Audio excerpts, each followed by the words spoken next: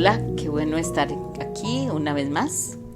Estoy muy contenta hoy. Hoy tenemos una nueva invitada. No pertenece al grupo de todos los que hemos venido, sino es maravilloso por dos cosas. La primera, porque es una amiga paciente.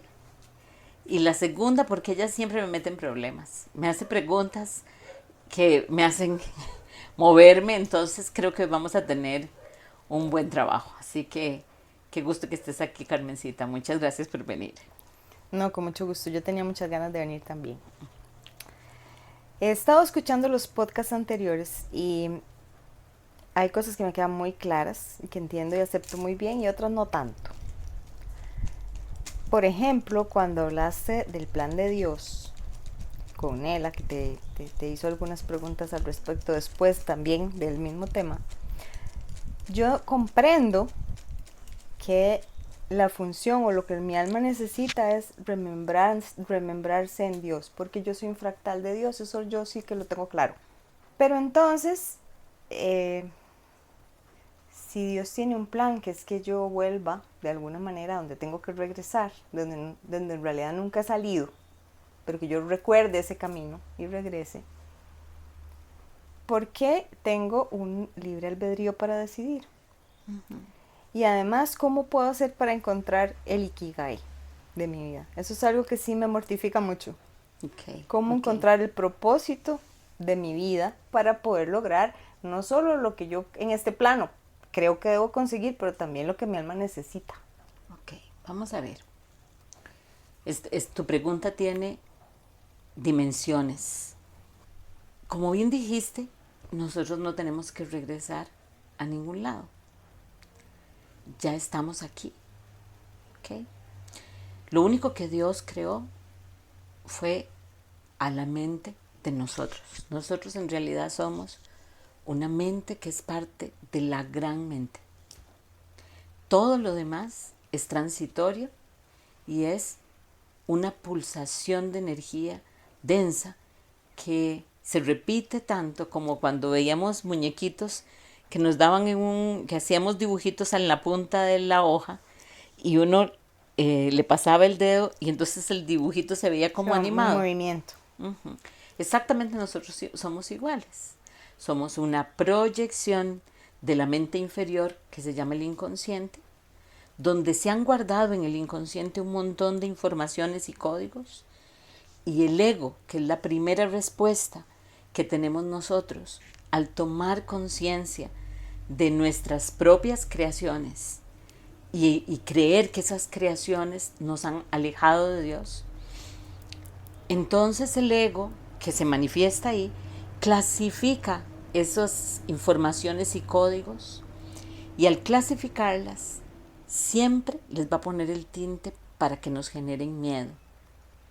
Y en lugar de volver, lo que hagamos es separarnos, Perder el camino. perder el camino. ¿Ok?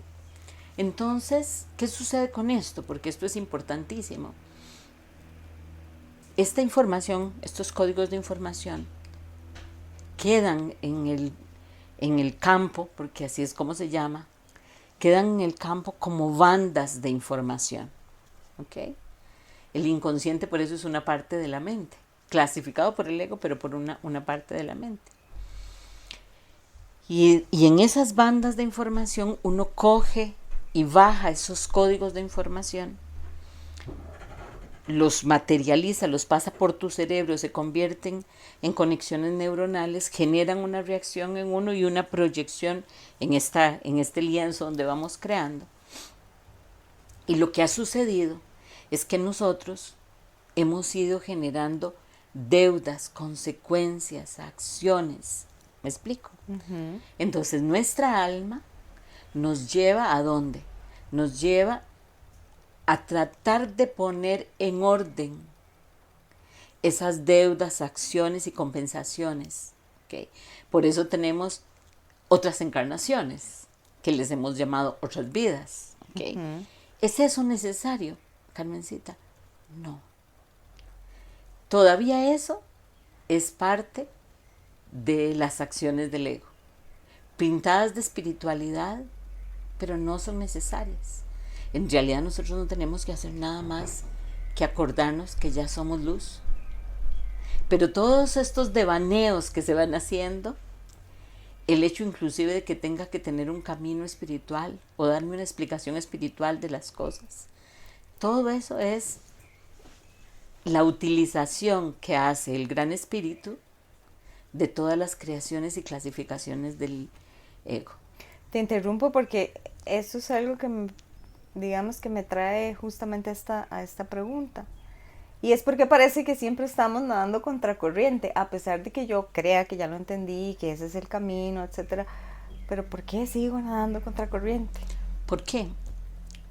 Porque lo que más nos asusta es perder la individualidad. Yo vengo y te digo a vos, todos somos uno. Ayer le explicaba a un empresario que estaba aquí y le decía, ¿por qué vos crees que es necesario el sacrificio? ¿Por qué crees? Estábamos hablando de su relación y de su empresa y yo le decía, perdonate vos por esas creaciones que hiciste y perdona a esa persona que tenés al frente por reflejártelas, perdonalas. Pero ¿cómo hago eso?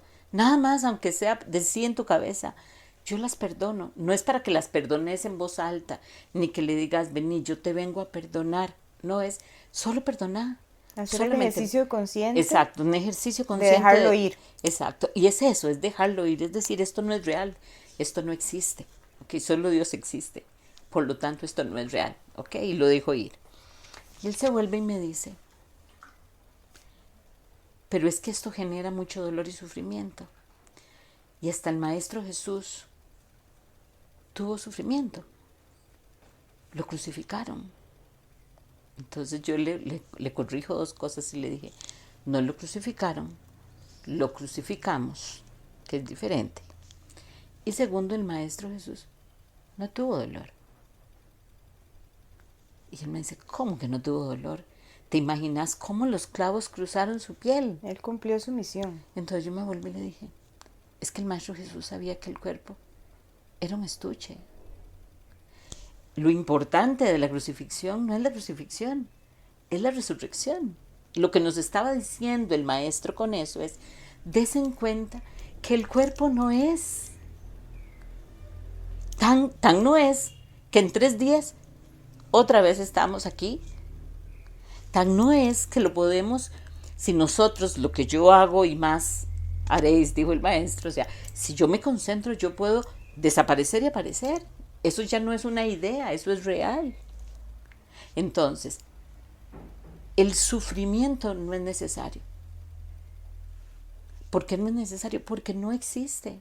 ¿Por qué voy a sufrir yo, un paciente? Mi esposa se fue porque me dejó de querer. Esa fue su premisa, Carmencita. Y yo le digo, ¿cuál es el problema? Y él me vuelve a ver con cara un poco y me dice, eso, que mi esposa se fue porque me dejó de querer. Y le dije, ¿y para qué querías que se quedara? Si te dejó de querer, qué suerte que tu esposa se fue porque te dejó de querer. Ahora, si vos te sentás ahí y me decís que tu problema es que no puedes aceptar la decisión de tu esposa de dejarte de querer y irse, entonces ya estamos trabajando con vos, con tu ego. El problema no es que tu esposa se haya ido, el problema es que vos, genera. Exacto, es que vos no querés aceptar. Entonces, me devuelvo. Estas experiencias, ¿qué es lo que van haciendo? Van haciendo que en mi ego, esa esposa que se fue porque no me dejó de querer, me genera a mí resentimiento, dolor, enojo, ira, malestar, cuestionamientos, deseos retorcidos de ojalá a ella le vaya mal. Yo he tenido pacientes aquí que dicen, por lo menos a ella le hago falta. ¿Y qué es lo importante de eso? O sea, ¿qué es? ¿Por qué? Entiendo, no es lo que la otra persona hace, sino como a mí me afecta o claro, como pero yo porque lo además, proceso. Exacto, pero además, porque yo creé lo que la otra persona hace. ¿Me explico? O sea, la otra persona es mi espejo, la otra persona me muestra lo que yo tengo adentro. Yo tengo adentro un sentimiento de que no soy querible, de que no soy amable, de que no soy deseado, de que nadie debería estar conmigo. Eso es lo que yo pienso de mí. Entonces aparece alguien al frente que me refleja ¿qué? Lo mismo. El desamor, el no querer, el no... Por eso seguimos aprendiendo por ahí. Porque no hemos, si nosotros en ese instante en que ella se va, yo la perdono a ella, pero sobre todo me perdono a mí por haber creado esta experiencia en la que ella fue mi actriz. Si yo logro hacer eso constantemente, las cosas van a comenzar a ver, las voy a comenzar a ver de una manera diferente y mis creaciones son diferentes. Entonces, el libre albedrío y el plan de Dios. En realidad el plan de Dios para todos nosotros es el mismo. Es recordar quiénes somos. Porque todos nosotros somos uno. ¿Me explico? Y como tal es tener esa capacidad de decidir. Exacto. Entonces, yo me reconozco como hijo de Dios, que soy un gran campo de luz y ese es mi plan. En realidad ese es mi único plan. Ahora, dentro de esa luz, como si fuera un rompecabezas, yo cumplo o yo voy a cumplir una sola pieza. Ese es mi Ikigai. ¿Y cómo encuentro el propósito de mi vida? Lo primero y lo más importante, Carmencita, hay toda una metodología, pero lo primero es que tengo que quitarme las voces que me dominan. O sea, la primera pregunta es ¿quién soy yo? Conocer mi historia, porque si yo no la conozco, la repito. Pero comenzar a ver cuáles son las voces que tengo dentro de mí. Por ejemplo, qué dicha que ella me desbloqueó, por lo menos sé qué piensa en mí. ¿Ok? ¿Quién está controlando mi mente en ese momento? Una voz que me dice algo que... En realidad es la voz de aquella otra persona. Claro. ¿Ok?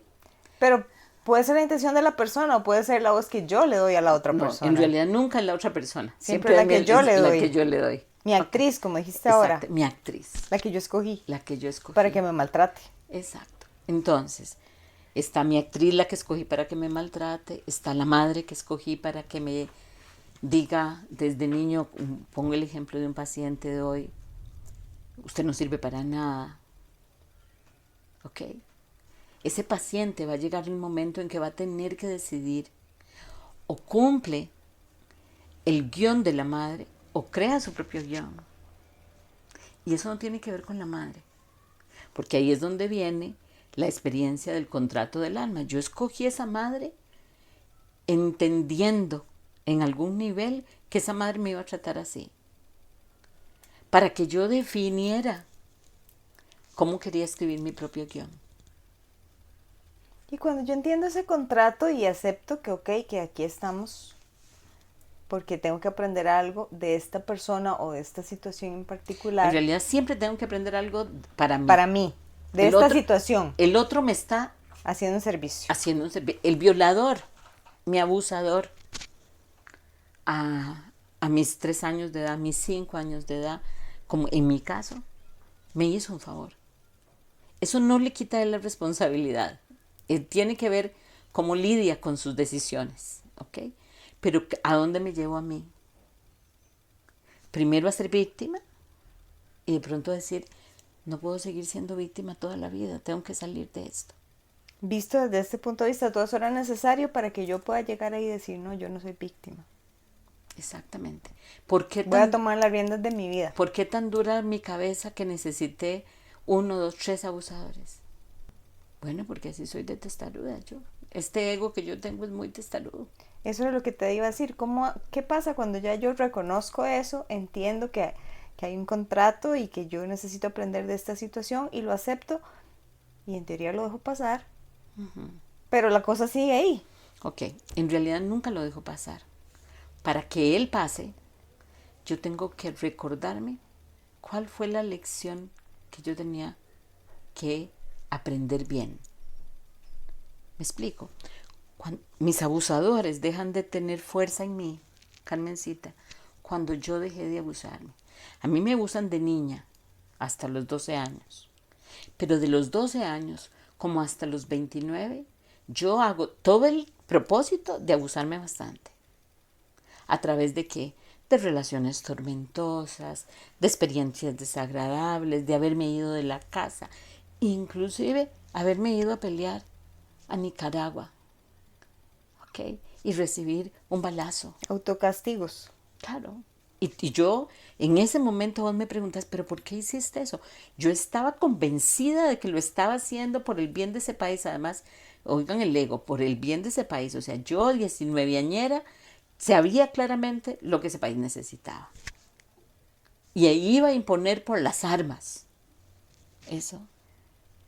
Por supuesto, eso no me dura nada, porque además cuando me enseñan a disparar con una ametralladora me orino del susto y hasta ahí llegó mi vida como guerrillera. Okay, pero, Afortunadamente.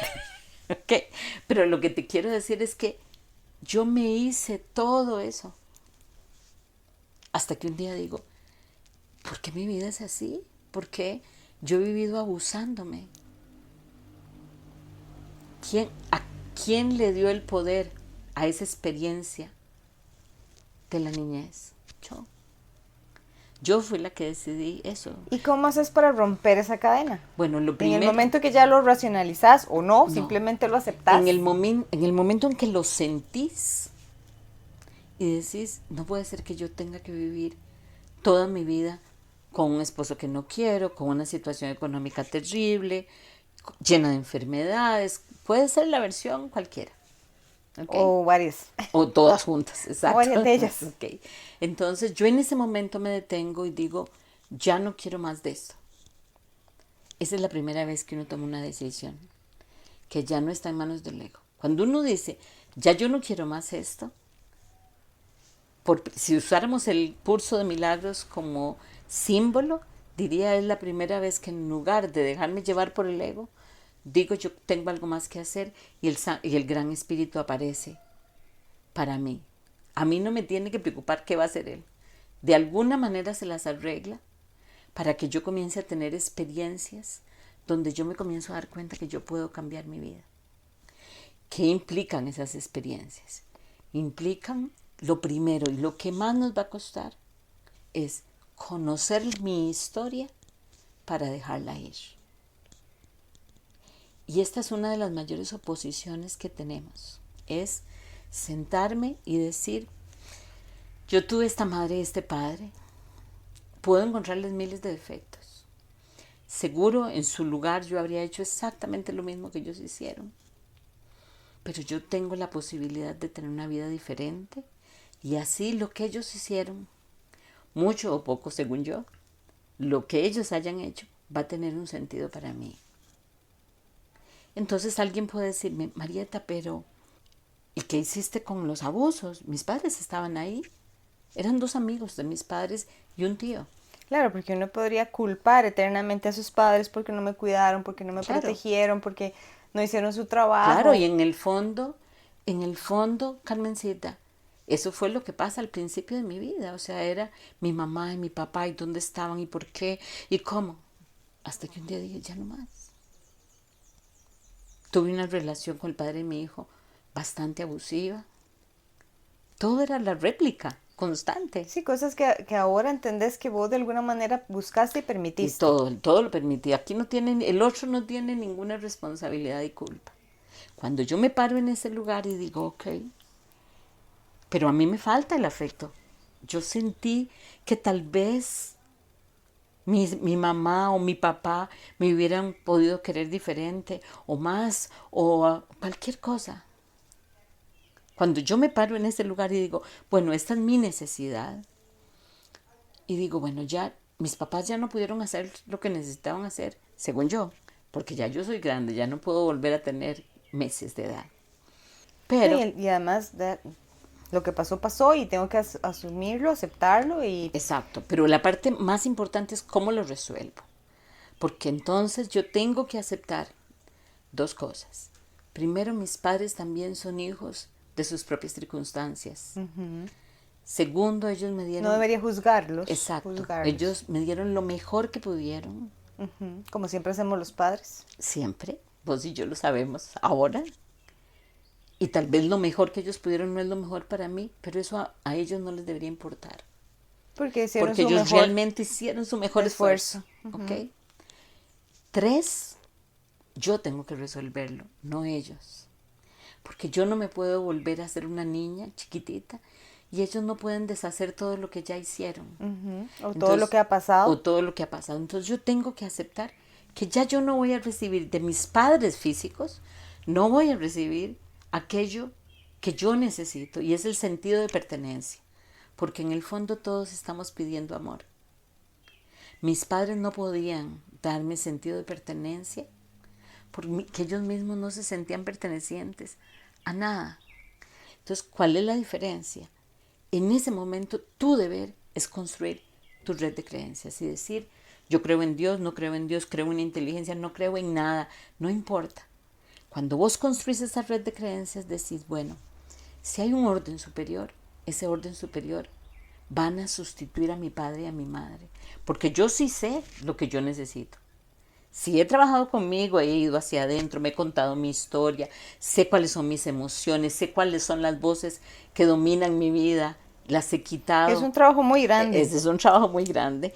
Voy hacia adentro y de pronto digo, si yo lo que necesito es alguien que me diga que el asunto va bien, que yo lo estoy haciendo bien. Y ya sé que no se lo puedo pedir a mi esposo porque mi esposo está en las mismas. Que no se lo puedo pedir a mis hijos porque mis hijos están en las mismas. Ni a mis amigos porque andan igual que yo. Entonces yo construyo una red de creencias donde yo me doy cuenta que soy parte perteneciente e importante de esta creación universal.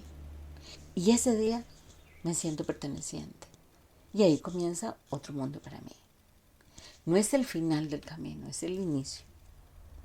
Es el inicio. Pero renunciar, la parte más difícil para la gente es renunciar a las expectativas de los padres. O sea, pararte en el lugar y decir, no, ya no puedo esperar más de mis papás. O sea, eso es... ¿Y por qué es la parte más difícil? Porque en el fondo, así como nosotros nos cuesta renunciar a la individualidad, también nos cuesta renunciar a ser infantiles. Ahora que voy a dar un taller del niño interior, una de las mayores sorpresas va a ser precisamente aprender a ver el inconsciente como es, pero entender que vos sos el padre de ese inconsciente, no al revés.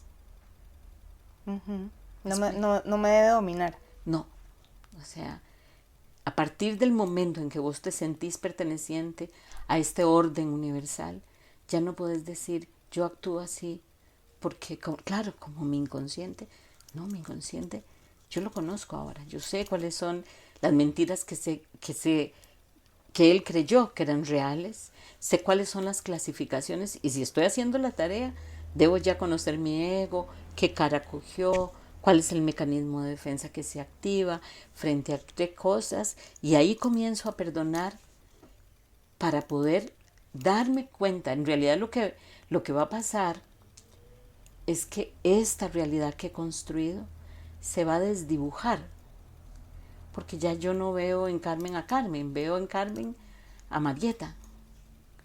¿Me explico?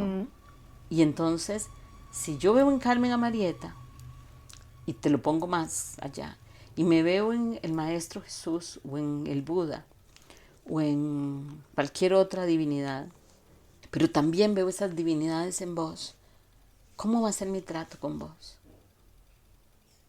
Como quisiera que fuera para mí. Exactamente. Yo no voy a juzgarte.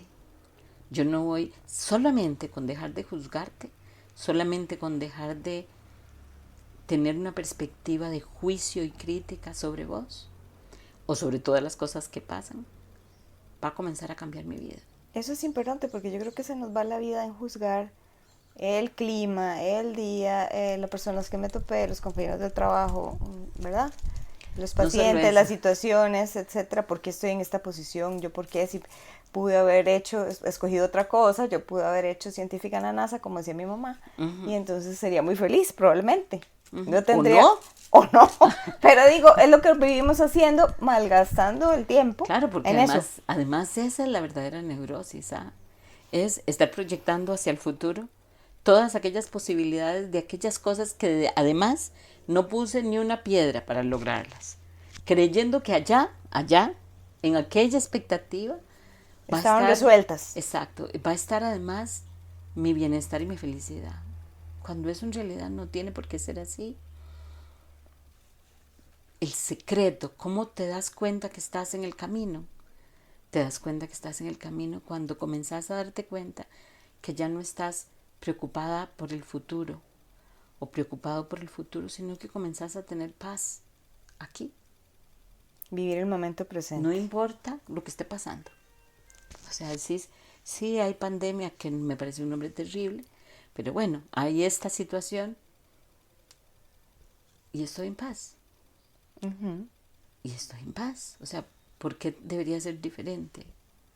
Porque al final de cuentas aquí y ahora estoy bien. Estoy bien. Y si aquí y ahora también me enfermara, pues También paso estaría por la bien. enfermedad, exacto. Exacto. Okay. Porque algo tengo que aprender de eso. Y si tengo que desencarnar, pues desencarnaré en el momento que tenga que hacerlo. Hay un libro que se llama Autoliberación Interior, de Anthony de Melo.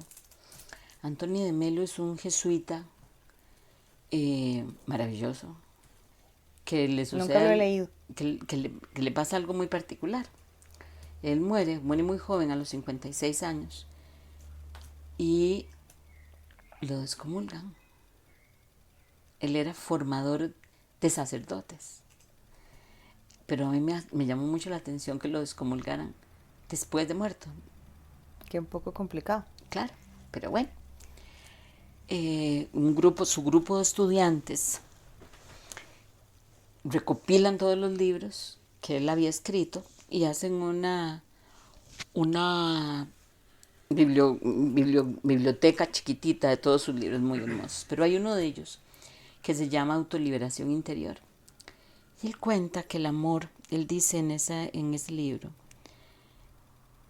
el amor nosotros no lo conocemos. Nos cuesta entender el amor verdadero y nos cuesta ver al maestro, a la inteligencia superior en nosotros y en nosotros. Y nos cuesta, Y nos efectivamente. cuesta muchísimo, pero él termina su historia contando dos cosas que rompían todos los esquemas. La primera es que él dice que él tiene una amiga y a esta amiga de él se le muere. No, a esta amiga de él, a la amiga de él, otra amiga de esta chica, por ejemplo, que vos fueras mi amiga, una amiga tuya, se le muere su esposo. Y la primera noche la chica la pasa muy mal porque está acostumbrada a estar con el esposo. Entonces Carmen le dice a Elías que se vaya a estar un mes con su amiga para que su amiga, Para que la acompañe. para que la acompañe. Que desprendida. Exactamente. Entonces él decía, ¿cuántos de nosotros estamos dispuestos a hacer eso? Y cuenta que cuando su madre estaba muy grave,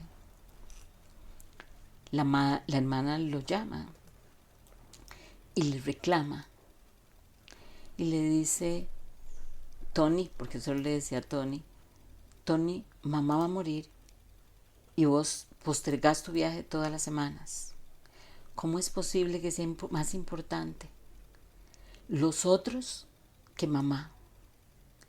Y él se vuelve y le dice, esta semana tampoco me voy a poder ir, pero no te preocupes, si mamá muere ella siente mi amor, porque además yo veo a mamá en todas las mamás que atiendo y amo a mamá en todas las mamás que veo, así que no hace ninguna diferencia que viaje o no viaje. Ese es uno de los pasajes del libro que a mí más me impresionó, porque eso es el libre albedrío. El libre albedrío verdaderamente, Carmencita, es escoger el gran espíritu o escoger el ego. Y no es una escogencia de una vez, es una escogencia de todos los días. De cada situación. De cada momento. Es el fulano se te metió en el carro y vos escoges cómo querés reaccionar. Esa escogencia diaria genera una disciplina inmensa, pero sobre todo nos lleva a un lugar que en algún momento, al inicio de la conversación te dije, y es lo que nosotros malinterpretamos, creyendo que eso es sacrificio, que es desprendernos de todo. Ujú. O sea, no solamente es escoger el gran espíritu, es decir, lo entrego todo, no importa, porque sé que eso no es lo importante. Lo importante no es que yo tenga razón por encima del chofer que está delante. Lo importante no es que yo domine a mi hijo que tiene un problema con el consumo de drogas, no es eso. Lo importante es que él se acuerde y se dé cuenta que esa es la luz que él es. Y si yo logro hacer eso con una persona, voy a haber logrado el propósito de mi vida.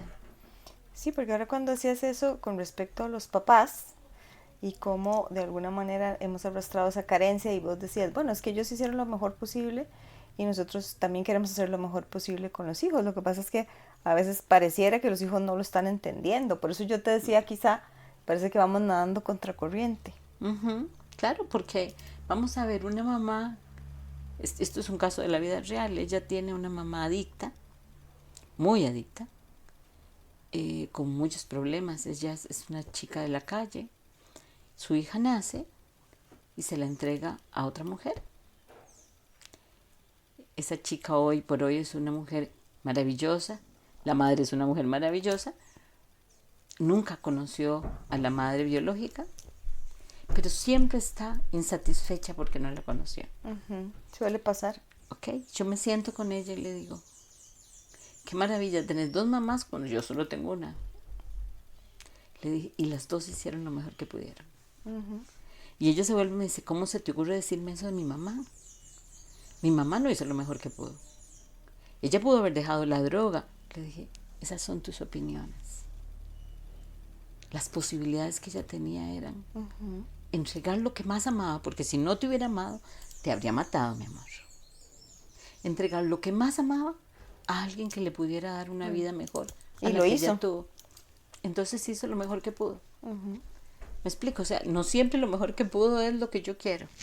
Sí, claro. O lo mejor a los ojos de alguien. Exacto. Y lo mejor que pudo puede haber sido mi papá. No es el caso de mi padre, sobre todo porque no quiero generar confusión. Pero, por ejemplo, si yo hubiese tenido un padre abusivo, como tuve un tío, y mi papá en su manera de dar afecto me toca de una manera inadecuada, mi padre está haciendo lo mejor que pudo. Pues sí. Desde la mente enferma de él, sí. Yo tengo que hacer algo con eso. O sea, yo tengo que ir y decirle a mi madre, yo tengo que ir y buscar cómo cuidarme de esta experiencia que a mí me está incomodando. Pero mi padre seguramente está haciendo lo mejor que pudo. Y voy a contar algo una experiencia que yo viví, que ha sido una de las experiencias más transformadoras que yo he tenido. Uno de mis pacientes hace muchos años, por lo menos unos 12 años, era un señor pedrastra. Qué complicado. ¿Ok? Y Dios es perfecto porque me lo mandó a mí. No mandó a nadie más, fue a mí. Y yo tengo en mi memoria... Que conocías desde el otro lado de la cerca. Del otro lado, exacto. Y yo me acuerdo de tener en mi memoria, Carmencita, la llamada telefónica de él llorando, diciéndome, Marietita, solo Marietita me decía, Marietita, por favor, quédese conmigo en el teléfono hasta que yo supere este deseo que tengo en este instante de buscar un niño. Por favor, quédese conmigo. No quiero ser más así. Y el dolor de ese hombre era genuino, te lo aseguro. Eso no disculpa sus acciones. Eso es lo que quiere decir, es que si yo logro, y él fue el que me enseñó con ese día a perdonar. Fue uno instrumento del otro. Exactamente.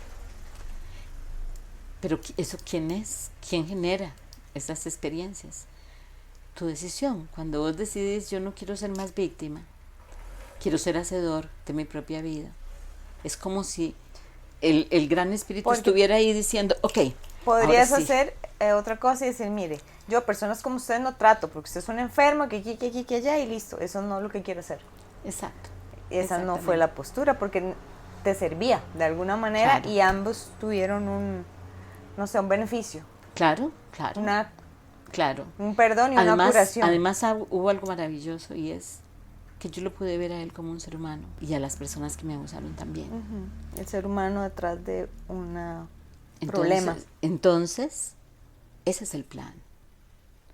El Ikigai, que es cómo yo ejecuto ese plan, requiere de un trabajo, una disciplina para ir hacia adentro, para encontrar aquella cosa que me motiva. Porque un Ikigai o un propósito de vida que no tenga la pasión de que yo siento que esto es lo que yo nací para hacer, se vuelve muy pesado.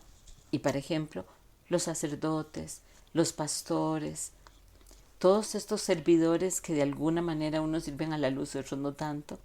No, Pero y de repente los esposos, los padres, ponerle el rol que quieras. Claro, pero todos cumpliendo un rol que tal vez no era el que querían.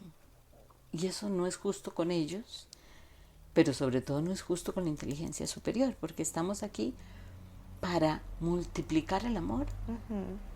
Entonces, eso es lo que me parece que es... No la insatisfacción, no sino la insatisfacción, el amor. Exacto. Carmencita, se nos fue el tiempo. Bueno, qué lástima. Sí, es una pena. Íbamos muy bien, subiendo la cuesta. Okay. Muchas gracias por acompañarme, muchas gracias por estar aquí. Ojalá esta conversación, este conversatorio que hemos tenido, Carmen y yo, haya llegado a muchos de ustedes y ojalá pueda aclarar, llevar luz, tocar algún corazoncito. Que así sea. Muchas gracias.